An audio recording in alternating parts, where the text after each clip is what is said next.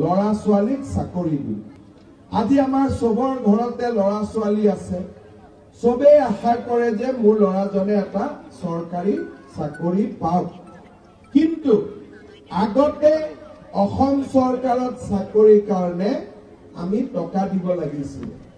আজিকালি আমাৰ চৰকাৰত দুৰ্নীতি লাহে লাহে নোহোৱা হৈ আহি আছে। যোৱা 3 বছৰত মই 1 লাখ চৰকাৰী চাকৰি দিলো, কোনেও 1 টকাও ঘোষ খাব পৰা নাই।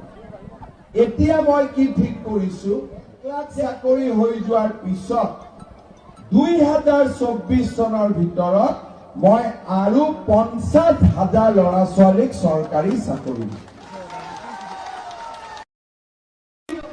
50,000 1 লাখ আগত দিলো আৰু দিলো 50,000। তাৰমানে ল'ৰা ছোৱালী কলেজত গ'ল, ইউনিভাৰ্চিটিত গ'ল।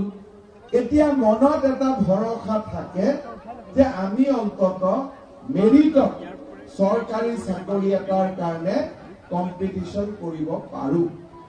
এইবাৰ কাৰ্বি আংলঙতে কিমান ACS পাছ কৰিছে, কিমান DSP পাছ কৰিছে, কিমান ল'ৰা পুলিচত চাকৰি পাইছে। এতিয়া আমি পুলিচত আকৌ জুলাই মাহত আমি ইন্টাৰভিউ পাতিম। 15,000 ল'ৰা ছোৱালীক আকৌ আমি পুলিচত চাকৰি দিম।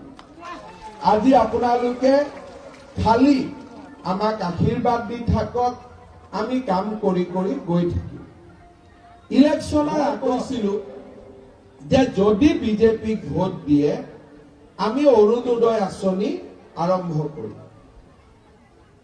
তেতিয়া মানুহে ভাবিলে অৰুণোদয় মানে কি?